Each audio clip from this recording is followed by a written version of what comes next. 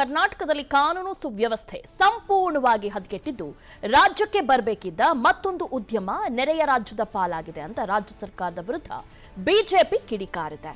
ಕಾಂಗ್ರೆಸ್ ಸರ್ಕಾರದ ವಿಫಲ ಆಡಳಿತದಿಂದ ರಾಜ್ಯದಲ್ಲಿ ಕಾನೂನು ಸುವ್ಯವಸ್ಥೆ ಹದಗೆಡ್ತಿದೆ. ಹೀಗಾಗಿ ರಾಜ್ಯದಲ್ಲಿ ಹೂಡಿಕೆ ಮಾಡಲು ಯಾರು ಕೂಡ ಮುಂದೆ ಬರ್ತಿಲ್ಲ.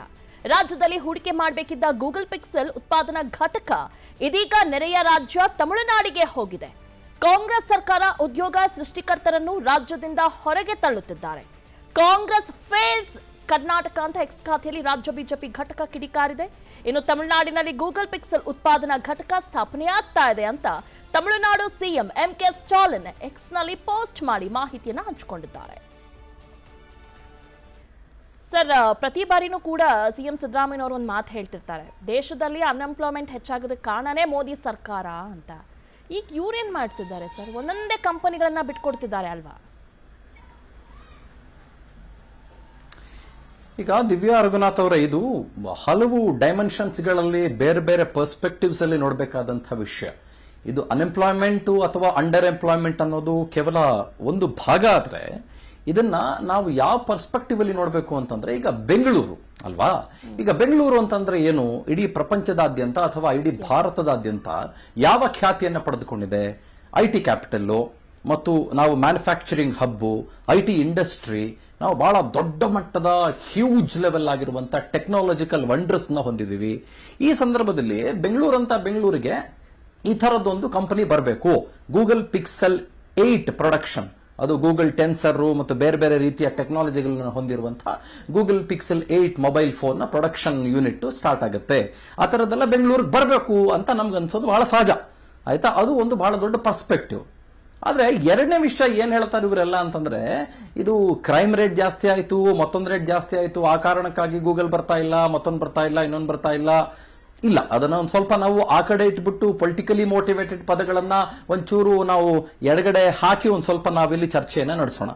ನೋಡಿ, ಯಾಕೆ ಗೂಗಲ್ ಅಥವಾ ಆಪಲ್ ಅಥವಾ ಬೇರೆ ಬೇರೆ ಕಂಪ್ನಿಗಳು ಬಹಳ ಇಂಪಾರ್ಟೆಂಟ್ ಆಗ್ತವೆ ಅಂತಂದ್ರೆ, ಈಗ ಫಾರ್ ಅನ್ ಎಕ್ಸಾಂಪಲ್ ನಿಮ್ಗೊಂದು ಮಾತು ಹೇಳ್ಬಿಡ್ತೀನಿ ಕೇಳಿ. ಈಗ ಇಡೀ ಗೂಗಲ್ ಇದೆಯಲ್ಲ, ಗೂಗಲ್ ನ ನೆಟ್ವರ್ತ್ ಎಷ್ಟು ಗೊತ್ತಾ ನಿಮಗೆ? $2 ಟ್ರಿಲಿಯನ್. Google net worth $2 trillion. ಪಾಕಿಸ್ತಾನದ ಇಡೀ ದೇಶದ ನೆಟ್ವರ್ತ್ ಎಷ್ಟು ಗೊತ್ತಾ ನಿಮಗೆ? ಒಂದು ಎಕ್ಸಾಂಪಲ್ ಕೊಡ್ತಾ ಇದ್ದೀನಿ ನಿಮಗೆ, $1.1 ಟ್ರಿಲಿಯನ್. ಬಾಂಗ್ಲಾದೇಶದ ಇಡೀ ನೆಟ್ವರ್ತ್ ಜಿಡಿಪಿ ಎಷ್ಟು ಗೊತ್ತಾ ನಿಮಗೆ? $1.3 ಟ್ರಿಲಿಯನ್. ಭಾರತದ ಇಡೀ ನೆಟ್ವರ್ತ್ ಎಷ್ಟು ಗೊತ್ತಾ ನಿಮಗೆ? $3.2 ಟ್ರಿಲಿಯನ್. ಆಪಲ್ ನ ನೆಟ್ವರ್ತ್ ಎಷ್ಟು ಗೊತ್ತಾ ನಿಮಗೆ? ಆಪಲ್ ಕೇವಲ ಒಂದು ಆಪಲ್ ಕಂಪನಿಯ ನೆಟ್ವರ್ತ್ ಎಷ್ಟು ಗೊತ್ತಾ ನಿಮಗೆ? $3 ಟ್ರಿಲಿಯನ್. ಅಂದ್ರೆ ನಿಮಗೆ ಒಂದು ಆಪಲ್ ಅಂತ ಅಥವಾ ಒಂದು ಗೂಗಲ್ ಅಂತ ಒಂದು ಕಂಪನಿಯ ಎರಡೂ ನೆಟ್ವರ್ಕ್ ಅನ್ನ ಸೇರಿಸಿದ್ರೆ ನಾನು ನಿಮ್ಗೆ ಹೇಳ್ತೀನಿ, ಒಂದು 20 ದೇಶದ ಅಥವಾ ಒಂದು 10 ದೇಶದ ನೆಟ್ವರ್ಕ್ಗೆ ಸಮನಾಗಿ ನಿಂತ್ಕೊಳ್ಳುವಂತ ಅತಿ ಪ್ರತಿಷ್ಠಿತ ದೊಡ್ಡ ದೊಡ್ಡ ಕಂಪನಿಗಳಾಗ್ತವೆ. ಅದರಲ್ಲಿ ಆಪಲ್ದಂತೂ ಬರೀ ಏರ್ಪಾಡ್ಸ್ ನಿಮ್ಗೆ ಹೇಳ್ಬಿಡ್ತೀನಿ, ಬರೀ ಏರ್ಪಾಡ್ ಬಳಸ್ತೀವಲ್ಲ ನಾವು ಆಪಲ್ದು, ಅದು $14.5 ಬಿಲಿಯನ್ ನೆಟ್ವರ್ತ್ ರೀ. $14.5 ಬಿಲಿಯನ್ ನೆಟ್ವರ್ತ್. ಹಾಗಾಗಿ ನಾನು ಈ ಪರ್ಸ್ಪೆಕ್ಟಿವ್ ಬಗ್ಗೆ ಮಾತನಾಡ್ತಾ ಇದ್ದೀನಿ. ಇಂಥ ದೊಡ್ಡ ದೊಡ್ಡ ಕಂಪನಿಗಳು ಬಂದ್ರೆ it is not just about unemployment R under employment. ಅದೊಂದು ಪ್ರತಿಷ್ಠೆ ನಮಗೆ, ಅದು ವಾವ್ ಅನ್ಸುವಂತ ಒಂದು ಫ್ಯಾಕ್ಟರ್ ನಮಗೆ. ಅದರ ಜೊತೆಗೆ ಇಲ್ಲಿ ಇನ್ನೊಂದು ಏನಾಗುತ್ತೆ ಅಂತಂದ್ರೆ, ಏನ್ ಹೇಳ್ತಾರೆ, ಬೆಂಗಳೂರು ಈಗಾಗಲೇ ಸಿಕ್ಕಾಪಟ್ಟೆ ಬೆಳೆದು ಬಿಟ್ಟಿದೆ, ಬೆಂಗಳೂರು ಬಿಸ್ನೆಸ್ ಹಬ್ ಆಗ್ಬಿಟ್ಟಿದೆ, ಬೆಂಗಳೂರಿನಲ್ಲಿ ಬಹಳ ಟ್ರಾಫಿಕ್ ಆಗ್ಬಿಟ್ಟಿದೆ, ಬೆಂಗಳೂರಿನ ಸಬರ್ಬ್ಸ್ ನಲ್ಲಿ, ಬೆಂಗಳೂರಿನ ಸೆಂಟ್ರಲ್ ಬಿಸ್ನೆಸ್ ಡಿಸ್ಟ್ರಿಕ್ಟ್ ಸಿಬಿಡಿಗಳಲ್ಲಿ ತುಂಬಾನೇ ಹೇಳಿಕೊಳ್ಳಲಾಗದಷ್ಟು ಡೆನ್ಸಿಟಿ ಇದೆ. ಹಾಗಾಗಿ ಬೆಂಗಳೂರಿಗೆ ಇನ್ನು ಸಾಕಪ್ಪ ಅನ್ನೋ ತರದಲ್ಲಿ ಬೇರೆ ಬೇರೆ ತರದಲ್ಲಿ ಮಾತಾಡ್ತಾರೆ. ಆಯ್ತಪ್ಪ, ಸರಿ, ಬೆಂಗಳೂರಿಗೆ ಬೇಡ, ನೀವು ಅದನ್ನ ರಿಲೋಕೇಟ್ ಮಾಡಿ, ನೀವು ಅಭಿವೃದ್ಧಿಯನ್ನ ಬೇರೆ ಬೇರೆ ಕಡೆಗಳಿಗೆ ನೀವು ಸಾಗಿಸುವಂತ ಪ್ರಯತ್ನ ಮಾಡಿ. ಹುಬ್ಳಿ ಕಳಿಸ್ಕೊಡಿ, ಧಾರವಾಡ ಕಳಿಸ್ಕೊಡಿ, ಬೆಳಗಾವಿ ಕಳಿಸ್ಕೊಡಿ, ನಮ್ಮ ಹೈದರಾಬಾದ್ ಕರ್ನಾಟಕ ಕಳಿಸ್ಕೊಡ್ರಿ, ನಮ್ಮ ಬಳ್ಳಾರಿ ಕಳಿಸ್ಕೊಡಿ, ನಮ್ಮ ರಾಯಚೂರು ಕಳಿಸ್ಕೊಡಿ, ನಮ್ಮ ಯಲಬುರ್ಗಾ ಕಳಿಸ್ಕೊಡಿ, ನಮ್ಮ ಯಾದಗಿರಿ ಕಳಿಸ್ಕೊಡಿ, ನಮ್ಮ ಬೆಳಗಾವಿ ಕಳಿಸ್ಕೊಡಿ ಅಲ್ವೇನ್ರಿ? ಹಾಗಾಗಿ ನಾವು ಬರೀ ಬೆಂಗಳೂರು ಸೀಮಿತವಾದಂತ ಡೆವಲಪ್ಮೆಂಟ್ ನ ನೋಡ್ಕೊಂಡು ಕೂತ್ಕೊಳ್ಳೋದು ಮಾತ್ರ ಅಲ್ಲ.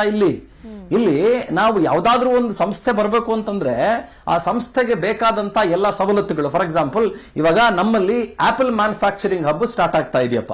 ಈಗ ಫಾಕ್ಸ್ಕಾನ್ ಅನ್ನುವ ಬಹಳ ದೊಡ್ಡ ಸಂಸ್ಥೆ, ಅದು ಇಡೀ ಪ್ರಪಂಚದ ಬಹಳ ದೊಡ್ಡ ಸಂಸ್ಥೆ. ತುಮಕೂರಿನಲ್ಲಿ ದೇವನಹಳ್ಳಿಯಲ್ಲಿ ಸುಮಾರು ಸಾವಿರಾರು ಕೋಟಿ ರೂಪಾಯಿಗಳಷ್ಟು ದುಡ್ಡನ್ನು ಹಾಕಿ ಆಪಲ್ ಪ್ರಾಡಕ್ಟ್ ಗಳನ್ನ ಮಾಡಬೇಕು ಅಂತ ಹೊರಟಿದ್ದಾರೆ.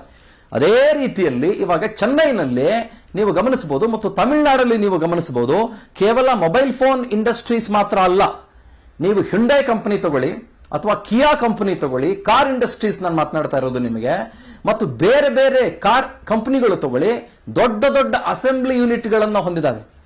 ಆಯ್ತು, ನೀವು ತೆಲುಗು ದೇಶ ತಗೊಳ್ಳಿ, ನೀವು ಆಂಧ್ರ ತಗೊಳ್ಳಿ, ಸಿರಿ ಸಿಟಿ ಅಂತ ಒಂದು ಜಾಗ ಇದೆ ನಿಮಗೆ.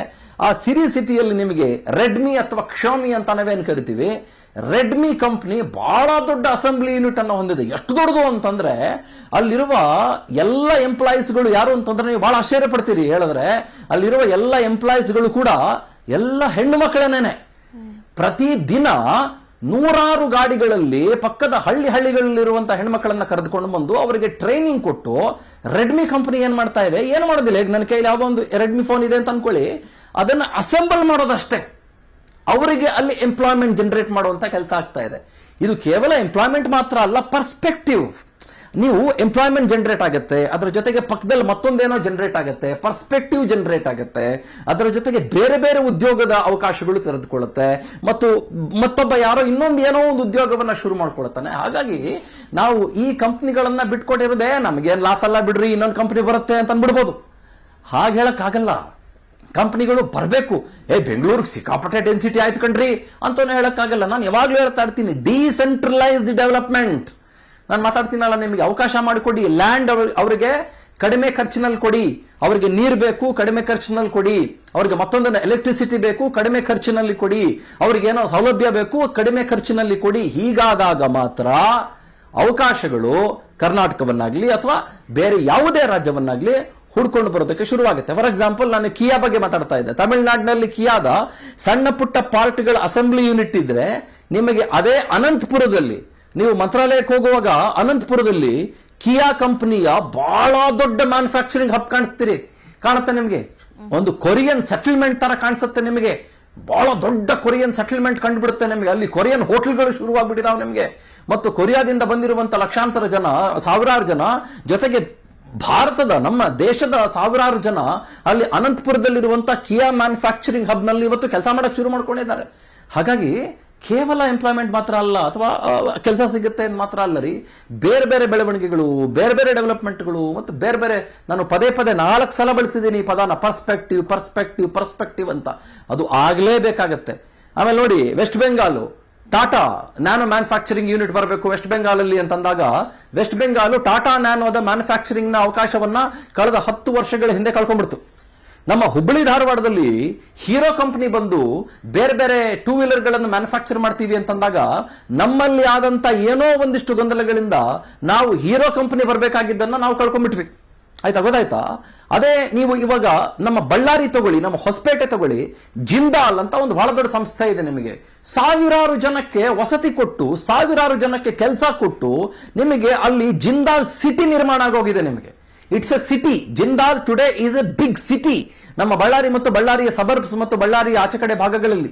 ಅಂದ್ರೆ ಎಲ್ಲವೂ ಕೂಡ ನಿಮಗೆ ಒಂದು ಕಂಪನಿ ಬರುವ ಮುಖಾಂತರ, ಒಂದು ದೊಡ್ಡ ಇನ್ವೆಸ್ಟ್ಮೆಂಟ್ ಬರುವ ಮುಖಾಂತರ ಹಲವು ಬದಲಾವಣೆಗಳಾಗುತ್ತೆ. ಕೇವಲ ಎಂಪ್ಲಾಯ್ಮೆಂಟ್ ಮಾತ್ರ ಅಲ್ಲ. ಅದರ ಜೊತೆಗೆ ಇನ್ನೊಂದು ಲಾಸ್ಟ್ ಮಾತು ಹೇಳ್ಬಿಡ್ತೀನಿ. ಸ್ಯಾಮ್ಸಂಗ್ ಏನ್ ಮಾಡ್ತಾ ಇದೆ ಇವಾಗ, ಚೈನಾದಲ್ಲಿ ಮ್ಯಾನುಫ್ಯಾಕ್ಚರ್ ಮಾಡೋದನ್ನ ನಿಲ್ಲಿಸ್ತಾ ಇದೆ. ಆಪಲ್ ಏನ್ ಮಾಡ್ತಾ ಇದೆ ಇವಾಗ, ಚೈನಾದಲ್ಲಿ ಮ್ಯಾನುಫ್ಯಾಕ್ಚರ್ ಮಾಡೋದನ್ನ ನಿಲ್ಲಿಸ್ತಾ ಇದೆ. ನೀವು ಇವಾಗ ಯಾವುದೇ ಆಪಲ್ ಪ್ರಾಡಕ್ಟ್ ಅನ್ನ ತಗೊಳ್ಳಿ, ಮುಖ್ಯವಾಗಿ ಆಪಲ್ ಏರ್ಪಾಡ್ ತಗೊಳ್ಳಿ, ನಿಮಗೆ ಮೇಡ್ ಇನ್ ವಿಯೆಟ್ನಾಂ ಅಂತ ಸಿಗುತ್ತೆ. ನಿಮಗೆ ವಿಯೆಟ್ನಾಂ ಅಲ್ಲಿ ಮ್ಯಾನುಫ್ಯಾಕ್ಚರ್ ಮಾಡಿರುವ ಪ್ರಾಡಕ್ಟ್ಗಳು ನಿಮಗೆ ಸಿಗ್ತವೆ. ಅದರ ಜೊತೆಗೆ ಟೈವಾನ್ ನಲ್ಲಿ ಮ್ಯಾನುಫ್ಯಾಕ್ಚರ್ ಆಗಿರುವ ಪ್ರಾಡಕ್ಟ್ಗಳು ನಿಮಗೆ ಸಿಗ್ತವೆ. ಅಂದ್ರೆ ಯಾವುದೋ ಒಂದು ದೇಶ ಕಬಂಧ ಬಾಹುವದಲ್ಲಿ ಇಟ್ಕೊಂಡಿದ್ದಂತ ಸಂದರ್ಭ ಅದು. ಚೈನಾದಿಂದ ಮಾತ್ರವೇ ನಮಗೆ ಪ್ರಾಡಕ್ಟ್ಸ್ ಬರಬೇಕು.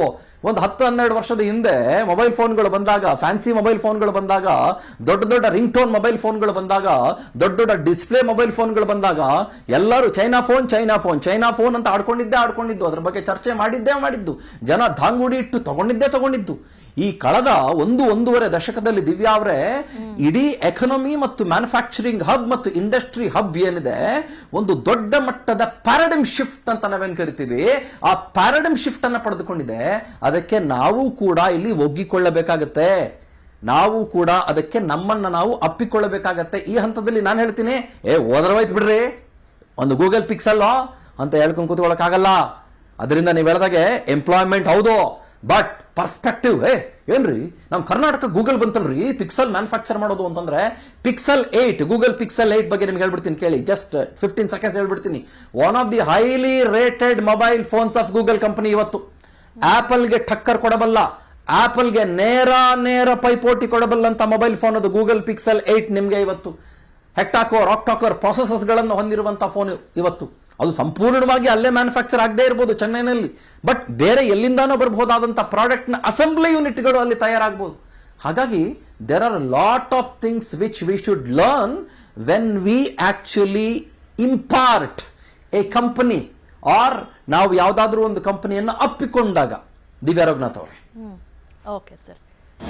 ಅನುಕ್ಷಣದ ಸುದ್ದಿಗಳಿಗಾಗಿ Vistara news YouTube channel subscribe ಮಾಡಿ. ಹೊಸ ಸುದ್ದಿಗಳ ನೋಟಿಫಿಕೇಶನ್ಗಾಗಿ ಬೆಲ್ ಐಕಾನ್ ಕ್ಲಿಕ್ ಮಾಡಿ. ಲೇಟೆಸ್ಟ್ ಅಪ್ಡೇಟ್ಸ್ಗಾಗಿ www.vistaranews.com ವೆಬ್ಸೈಟ್ಗೆ ವಿಸಿಟ್ ಮಾಡಿ. ಅಂಗೈಯಲ್ಲೇ ಜಗತ್ತಿನ ಸುದ್ದಿ ತಿಳಿಯಲು Vistara news Kannada app download ಮಾಡಿ.